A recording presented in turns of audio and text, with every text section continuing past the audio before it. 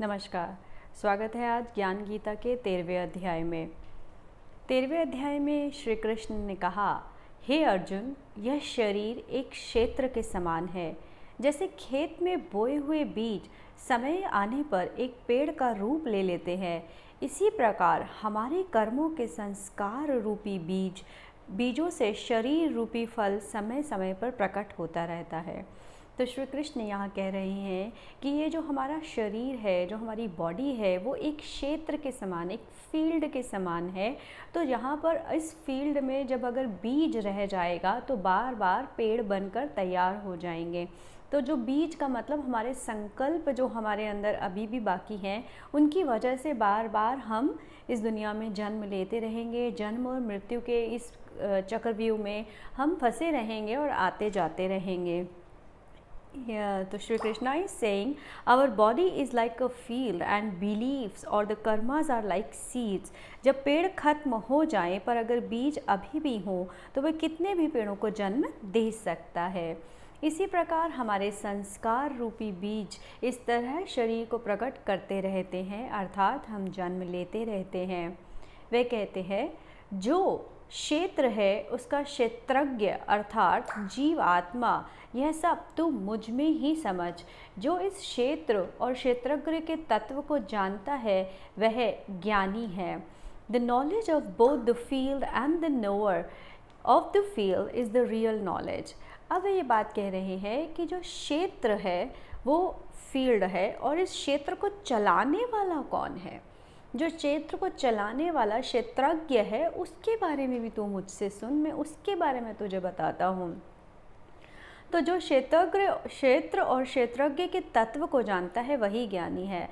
तो the person who knows about the body, the field and what else is running that body, इस क्षेत्र को चला कौन रहा है। जब इन दोनों की जानकारी जिसको हो जाती है, तत्व मतलब सूक्ष्म रूप से, विजडम से, वही तत्व को जानने वाला जो है वो ज्ञानी है। So the true knower is who know what is field and who knows that how this field is working, right. तो श्री कृष्ण कह रहे हैं जो क्षेत्र और क्षेत्रज्ञ दोनों के बारे में जाने वही ज्ञानी है। The knowledge of both the field and the knower of the field is the real knowledge. He is further saying that what type of field it is and how and what causes brought the field, that is something which we need to understand. तो कैसे ये क्षेत्र यहाँ आया, कैसी चीज़ों से हमारा ये फील्ड बना और ये फील्ड कैसे काम कर रहा है, कौन इसे चला रहा है, यही सब की नॉलेज जो है वो असली ज्ञान है। यह क्षेत्र क्या है, क्यों है, कौन उसे लाया, उसका कारण क्या है, यह सब तू मुझसे सुन। श्री कृष्ण कह रहे हैं इन क्षेत्र और क्षेत्रज्ञ के बारे में सारी नॉलेज मैं अब तुझे दूंगा, तू मुझसे सुन। इसके बारे में कई ऋषियों ने बहुत प्रकार से समझाया है। वेदों मंत्रों के द्वारा भी इसे बताया गया है। उन्होंने बोला इसके बारे में बहुत सालों से, हज़ारों सालों से ऋषि मुनि इसके बारे में बताते आ रहे हैं। क्षेत्र और क्षेत्रज्ञ के बारे में हर वेदों में बताया गया है, मंत्रों के द्वारा भी बताया गया है। ब्रह्म सूत्र में पदों के द्वारा भी इसका उल्लेख किया गया है। तो जितने भी शास्त्र, सूत्र या वेद हैं या ऋषि मुनि हैं, उन सब ने इसकी स्टडी की है और उन सब ने ही अपनी अपनी अंडरस्टैंडिंग के हिसाब से इसके बारे में बताया है। वह कहते हैं कि 5 महाभूत यानी पृथ्वी, आकाश, जल, वायु, अग्नि, अहंकार, बुद्धि और मूल प्रकृति 10 इंद्रियां, जैसे 10 इंद्रियों में क्या होना गया, ear, skin, eyes, tongue, nose, hands, feet, mouth, anus and genitive organs, एक मन और 5 इंद्रियों के विषय अर्थात शब्द, स्पर्श, रूप, रस, गंध तथा इच्छा, द्वेष, सुख, दुख, स्थूल देह का पिंड एवं चेतना, इन सब विकारों के साथ यह क्षेत्र संक्षेप में कहा गया है। So now he is elaborating about the field. What is field? So as per him, ये field किससे बना है? 5 महाभूतों से बना है। 5 ऑर्गन्स हम 5 पंचभूत हम जानते हैं, 5 एलिमेंट्स, जैसे पृथ्वी, आकाश, जल, वायु, अग्नि। और उन्होंने बोला अहंकार, बुद्धि और मूल प्रकृति 10 इंद्रियाँ। 10 इंद्रियाँ उन्होंने बताई कौन कौन सी हैं, और एक मन के बारे में, जो हमारा मन स्थिति है, हमारी चेतना है। 5 इंद्रियों के विषय में, अर्थात 5 इंद्रियों के विषय कौन से हुए? स्पर्श मतलब जो हम टच कह सकते हैं, टच है। शब्द मतलब वर्ड्स, हमारी भाषा है। रूप है, रस है, गंध है मतलब जो स्मेल है। तो ये जितने भी हैं ये इसके विषय हैं, ये इंद्रियों के विषय हैं। इनके द्वारा सुख और दुख ये भाव है। स्थूल देह का पिंड एवं चेतना, ये सारी चीज़ें जो हैं इन विकारों के साथ ही क्षेत्र संक्षेप में कहा गया है। तो बॉडी के अंदर ये सारी चीज़ें हैं। 5 भूत हैं जो उन्होंने बताया, इंद्रियां हैं, इंद्रियों के विषय है जो उन्होंने बताया, शब्द, स्पर्श, रूप, गंध, रस, इच्छा, द्वेष, सुख, दुख। और स्थूल देह मतलब हमारी फिजिकल बॉडी जो हार्ड बॉडी है, पिंड एवं चेतना जो हमारी कॉन्शियसनेस है, इन सब के द्वारा ही ये क्षेत्र बना है। So we can say this consist of 5 elements: egoism, intellect, invisible nature of the source, 10 senses, mind, 5 objects of senses, 5 objects of senses, desires, hatred, pleasure, pain, body, intelligence, firmness, forgiveness, uprightness, steadfast faith, self-control, indifference, absence of egoism, etc. तो egoism भी है और absence of egoism भी है. Everything is inside this क्षेत्र, this field, this body. Shri Krishna कहते हैं, हे अर्जुन, अभिमान का अभाव means the absence of ego, ठीक है, अभिमान ना होना। दंभाचरण का अभाव मतलब अहंकार न होना, गलत भाव न रखना, किसी को भी न सताना, क्षमा भाव, मन, वाणी की सरलता, श्रद्धा, भक्ति सहित गुरु की सेवा, बाहर भीतर की शुद्धि, अंतःकरण की स्थिरता, मन और इंद्रिय सहित शरीर का निग्रह है। तो इन सब के बारे में भी उन्होंने बताया। इसको जैसे समझें कि नॉन अटैचमेंट के लिए उन्होंने बोला, नॉन आइडेंटिफिकेशन के लिए बोला कि सेल्फ के साथ नॉन आइडेंटिफिकेशन रहे, विद रिलेशनशिप्स एज वेल, अपने साथ भी एक मोह का भाव न रहे और बाहर लोगों के साथ भी एक मोह ना रहे। ममता का अभाव, लेकिन ममता न हो, प्रिय अप्रिय की प्राप्ति में सदा सम रहना। तो ऐसे लोग जो अच्छे हैं और जो बुरे हैं उन दोनों में समभाव से रह रहे हैं। मुझ परमेश्वर में अनन्य योग के द्वारा अव्यभिचारिणी भक्ति तथा एकांत और शुद्ध देश में रहने का समभाव विषयासक्त मनुष्य के समुदाय में प्रेम न होना, that means distant for the society of the world minded people, नित्य स्थित और तत्व ज्ञान अर्थात परमात्मा रूप का सर्वत्र देखना, यह सब ज्ञान है। So now he is explaining what is knowledge. Like the earlier the Shri Krishna was explaining about the body, the kshetra, the field. Now what were the qualities or the characteristics of that body or the kshetra or the field? Now he is explaining about the gyan, the knowledge. What type of gyan is it? What type of knowledge it is? It is something related to, I will repeat it again, अभिमान का अभाव, जहाँ पर आपको ego ना हो, ego की absence है। दंभाचरण का अभाव मतलब बुरे व्यवहार, आचरण गंदा, उसका अभाव मतलब सदाचार, अच्छा आचरण होना, किसी को न सताना, क्षमा भाव रखना, मन और वाणी में सरलता होना, श्रद्धा रहना, भक्ति सहित गुरु की सेवा करना, बाहर और अंदर से शुद्धिकरण रहना, अंतःकरण मतलब इनर सेल्फ में स्थिरता रहना, एक स्ट्रॉन्ग स्थिरता रहे, और मन और इंद्रियों सहित शरीर का निग्रह, मन इंद्रियां सब कंट्रोल में रहें, उसमें कहीं भी गलत भाव ना आए, गलत आचरण ना आए, नॉन अटैचमेंट रहे कि हम लोगों से ज़्यादा अटैच ना रहें, कर्ता का भाव न रहे, कर्म कर रहे हैं लेकिन कर्ता का भाव न हो।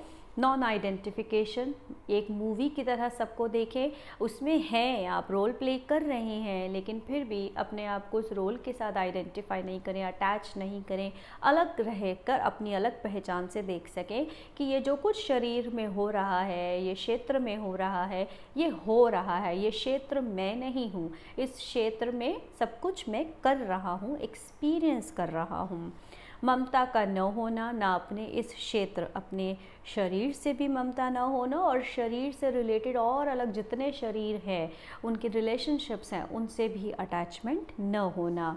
मुझ परमेश्वर में अनन्य योगों के द्वारा अभ्यविचारिणी भक्ति, ऐसे लोग जो नॉन अटैच रहते हैं, डिटैच्ड रहते हैं, कर्ता भाव नहीं रहता, क्षमा भाव हमेशा रहता है, अच्छा आचरण रहता है, वह प्रभु भक्ति में लीन रहते हैं और एकांत में रहना पसंद करते हैं। शुद्ध देश में रहने वाले, मतलब आसपास के लोग जहाँ सब गलत काम कर रहे हों या कहीं उनकी फ्रिक्वेंसीज जहाँ मैच नहीं करती, they feel uncomfortable over there, तो ऐसे लोगों का जो फ्रिक्वेंसी है वो बिल्कुल डिफरेंट होगा, क्योंकि उन्हें आसपास के लोगों के साथ बैठने उठने में थोड़ा सा इशू रहेगा, थोड़ा सा अनकंफर्टेबल रहेगा, लेकिन उनके प्रति वैरभाव भी नहीं रखना, द्वेष नहीं रखना, इट इज़ जस्ट, लेकिन वो कोशिश करते हैं ऐसे लोग कि वो शुद्ध वातावरण में रहें जहाँ उन्हें पसंद आए, उन्हें उनकी मन की बात हो, जैसे कोई सत्संग चल रहा होगा, कोई ज्ञान की बातें चल रही होंगी, या परमात्मा से रिलेटेड कोई बातें चल रही होंगी, या हाई लर्निंग की बातें होंगी, तो these people love to go there and sit over there. तो शुद्ध देश में रहने का उनका समभाव, उनका इक्वालिटी से वह रहेंगे। विषयासक्त मनुष्यों के समुदाय में प्रेम होना ना होना, मतलब ऐसे लोग जिन्हें विषयों में, जिनकी मटीरियलिज्म, मटीरियल थिंग्स में बहुत ज़्यादा अटैचमेंट्स हैं, ऐसे लोगों के साथ रहने में उन्हें अनकंफर्टेबल थोड़ा लगता है, तो उनको उस समुदाय में कोई इंटरेस्ट नहीं होता। अगर चार लोग बैठे कुछ भी इस तरह का गॉसिप कर रहे हैं, चार लोग बैठे कुछ भी ऐसा विचार कर रहे हैं, तो जो ज्ञानी है, जो ऐसा पुरुष है, वो उसके अंदर इन्वॉल्व नहीं होगा। बेशक फिजिकली वहाँ होगा पर मेंटली वहाँ वो उसमें इन्वॉल्व नहीं होगा। That means distance from the society of the worldly minded people। नित्य स्थित और तत्व ज्ञान के अर्थ रूप परमात्मा को सर्वत्र देखना, सो उसी परमात्मा को वो सब में देखेगा, यह सब ज्ञान है, इसके विपरीत सब अज्ञान है। तो जो लोग इस तरह के करेक्टरिस्टिक्स वाले हैं वो सारा तो ज्ञान है, और इसके ऑपोजिट जो कुछ भी आप व्यवहार में देख रहे हैं या सुन रहे हैं या कर रहे हैं, वह सब अज्ञान है। श्री कृष्ण कहते हैं, जो जानने योग्य है, जिसको जानकर मनुष्य परमात्मा परमानंद को प्राप्त होता है, उसकी अच्छी प्रकार कहूँगा, उसे अच्छी प्रकार से तुम्हें कहूँगा, वह आदि रहित पार ब्रह्म अकथनीय होने से न सत्य कहा जाता है और न ही असत्य। Means since that invisible power can not be seen, so we can't say it is present, no is presence is truth और फॉल्स।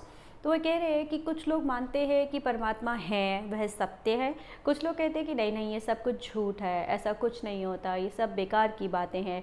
तो वह कह रहे हैं कि जो सत्य मान रहे हैं और जो असत्य मान रहे हैं, दोनों ही बातों में किसी के पास कोई प्रूफ नहीं है। जो सच मान रहे हैं उन्होंने सच को देखा है, समझा है, एक्सपीरियंस किया है, लेकिन क्योंकि वह परमात्मा क्षेत्रज्ञ और इस ब्रह्मांड से ऊपर का सूक्ष्म शरीर है, तो जिसे ना देखा जा सकता है, ना सुना जा सकता है, ना समझा जा सकता है, ना बताया जा सकता है, भाषा से उसे बताया ही नहीं जा सकता। इट इज़ परे, वो हर चीज़ से जब परे है, उसे बताया नहीं जा सकता, तो उसके बारे में सत्य और असत्य भी कैसे कहा जा सकता है?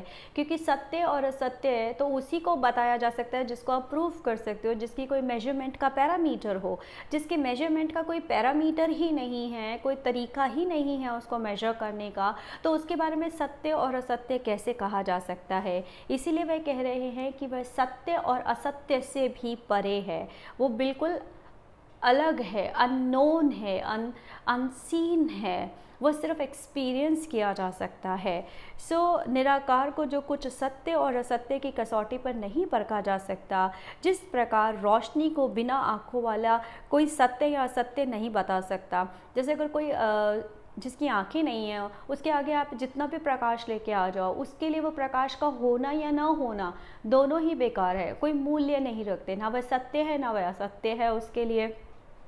तो कोई रोल प्ले नहीं करता ऐसा प्रकाश। वह केवल सुनकर उस सत्य को मान नहीं सकता। अगर कोई कहे भाई तुम प्रकाश में हो, तो वह सुनकर क्यों मान ले, ठीक है। वह असत्य को नकार भी नहीं सकता। परंतु निराकार पार ब्रह्म का जो मैनिफेस्टेड सगुण शरीर है वह सबको सच दिखता है। परंतु सूक्ष्म शरीर निराकार रूप को क्योंकि आप देख नहीं सकते, सुन नहीं सकते, उसे महसूस कर सकते हो, वो भी उसके लिए आपको बहुत हाई लाइफ फ्रिक्वेंसीज पर जाना पड़ता है तब, क्योंकि इस मनुष्य बुद्धि के द्वारा उसे न जांचा जा सकता है, न परखा जा सकता है। और जिसे ना आप जांच सकते हो, न परख सकते हो, न देख सकते हो, न हाथ लगा सकते हो, न समझ सकते हो, उसे आप असत्य मानने लग जाते हो। परंतु आपके पास उसके न होने का कोई प्रूफ भी नहीं है। तो जो लोग असत्य कह रहे हैं उनके पास भी कोई प्रूफ नहीं है उसे प्रूफ करने के लिए, जो सत्य कह रहे हैं उनके पास भी कोई प्रूफ नहीं है। लेकिन उसका जो सगुण रूप है, मतलब उसका जो ब्रह्मांड है, जो आप देख पाते हैं हम लोग, वह सच्च शरीर सबको दिख रहा है। परंतु वास्तव में सब इंद्रियों से रहित, वह आसक्ति से रहित होने पर भी, सबको धारण पोषण करने वाला, निर्गुण होने पर भी सब गुणों को भोगने वाला है। परंतु वह निर्गुण निराकार पार ब्रह्म है और वही इन सगुण रूपों में सब कुछ एक्सपीरियंस कर रहा है, सारे गुणों में है, वह सर्वव्यापी है, वह ओमनी प्रेजेंट है, वो omnipotent है। It means निरंकार, that निराकार, that supreme intelligence, though this is without senses, organs, is not attached by any support, but it is supporting everything and experiencing everything।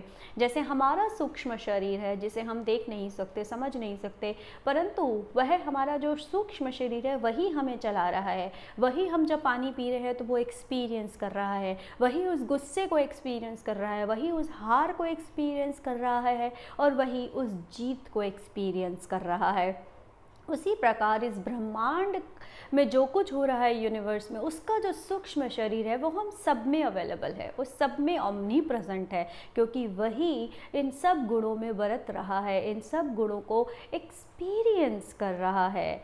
He is inside outside all being unmoving and moving.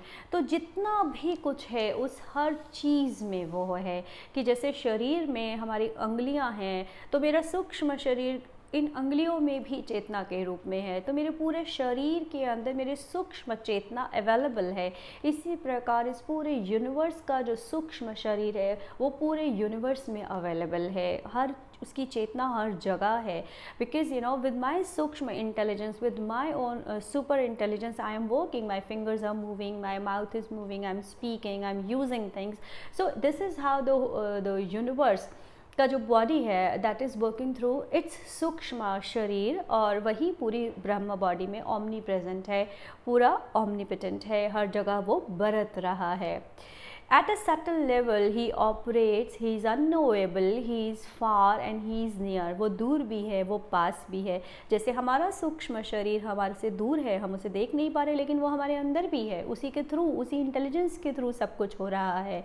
हमारी सांस चल रही है, हमारे organs work कर रहे हैं, हमारी आंखें देख रही हैं, शरीर काम कर रहा है। इसी प्रकार यह सब भी अननोएबल है, वो भी अननोएबल है, वो पास भी है, वो दूर भी है। He can't be divided but it seems he is divided. वो बांटा नहीं जा सकता, लेकिन ऐसा लगता है कि वो बट गया है, क्योंकि उसने अपने आप को अलग अलग पार्ट्स में डिवाइड कर दिया है। He supports, he create, he takes in everything inside him. और वो ही क्रिएट कर रहा है और वही सब कुछ अपने अंदर ले रहा है।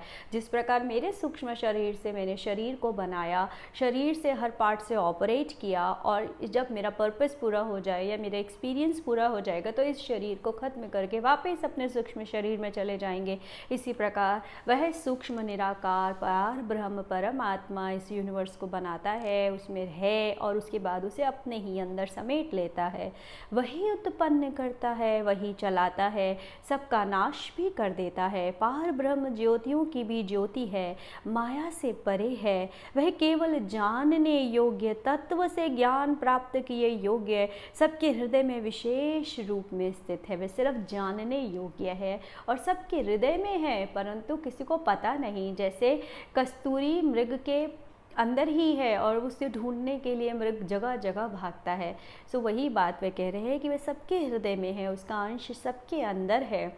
He is beyond everything but still merge in everything। He is beyond everything, सबसे दूर है लेकिन फिर भी सभी के अंदर सम्मिलित है। He can only B experience through knowledge. केवल ज्ञान चक्षु खुलने से, अपनी हाई फ्रिक्वेंसीज पर जाने पर ही आप उसे देख पाते हैं। इस प्रकार क्षेत्र तथा ज्ञान और जानने योग्य परमात्मा स्वरूप संक्षेप में कहा गया है। मेरा भक्त इसको तत्व से जानकर मेरे स्वरूप को प्राप्त होता है। जिस प्रकार एक सूर्य संपूर्ण ब्रह्मांड को प्रकाशित करता है, उसी प्रकार आत्मा संपूर्ण क्षेत्र को प्रकाशित करती है। वो कह रहे हैं जैसे एक सूर्य है वो सारे ब्रह्मांड को प्रकाशित करता है, इसी प्रकार जो आत्मा है इस पूरे शरीर को प्रकाशित करती है, इस क्षेत्र को प्रकाशित करती है। सारा शरीर उसी से चल रहा है। तो बहुत खूबसूरती से श्री कृष्ण ने इस अध्याय के अंदर क्षेत्र मतलब फील्ड मतलब हमारी बॉडी, उसके बारे में बताया। और संकल्प शक्तियाँ जैसे हमारे बिलीव्स हैं, हमारे पैटर्न्स हैं, जो हमारे किसी से लेने देने के भाव हैं, हमारे जो विचार हैं हमारे शरीर के, हमारे सूक्ष्म शरीर में जो हैं, वो एक तरह से फिर वही बीज है जो दोबारा बार बार इस पेड़ को तैयार कर देंगे इस फील्ड में वापस आने के लिए। तो इस प्रकार फिर उन्होंने क्षेत्र के बारे में बताया। फिर उन्होंने ज्ञान के बारे में बताया कि ज्ञान क्या है, किस प्रकार जो लोग इस क्षमा भाव से रहते हैं, कंपैशन में हैं, हेट्रेड से दूर है, अच्छा व्यवहार कर रहे हैं, समभाव से रह रहे हैं, कर्ता रूप न रखते हुए शरीर में सिर्फ एक्सपीरियंस कर रहे हैं, शरीर से पृथक अपनी एक आइडेंटिटी है उनकी, तो नॉन आइडेंटिफिकेशन है, नॉन अटैचमेंट है। इस तरह से जो लोग जी रहे हैं वह ज्ञानी हैं, वह ज्ञान में हैं। और इन सबको चलाने वाला कौन है? सूक्ष्म शरीर। जैसे हमारा सूक्ष्म शरीर है, ऐसे इस ब्रह्मांड का जो सूक्ष्म रूप निराकार रूप है वह सबको दिख नहीं रहा, इसलिए लोग उसे सत्य और असत्य की कसौटी पर परखते हैं। अलग अलग लोग अपने अपने भाव से उसे देखते हैं। कहते हैं जाकी रही भावना जैसी, प्रभु मूरत देखी तिन तैसी। तो उसे जिस रूप में आप देखने का प्रयत्न करते हैं वह वैसे ही आपको दिखना शुरू हो जाता है। बट द फैक्ट इज कि वो सब में है। That super intelligence is involved in everything, everywhere. It is far, it is near, it is inside, it is outside, it is working and it is experiencing. This is something which I understood from this chapter 13th from Gita, Bhagavad Gita. और वह कह रहे हैं कि इसी प्रकार आत्मा जो है सब संपूर्ण क्षेत्रों को प्रकाशित करती है। तो परमात्मा इस पूरे ब्रह्मांड को प्रकाशित कर रहे हैं, हम इस शरीर को प्रकाशित कर रहे हैं, और हम सब एक समुद्र की तरह एक दूसरे के अंदर सम्मिलित हैं, एक दूसरे से अलग हो ही नहीं सकते। हम सब एक दूसरे के साथ ही एग्जिस्ट करते हैं, दैट इज़ द रियलिटी। तो इसी के साथ 13वां अध्याय यहीं पर ही हम विराम देते हैं इसे। धन्यवाद, कल फिर मिलेंगे।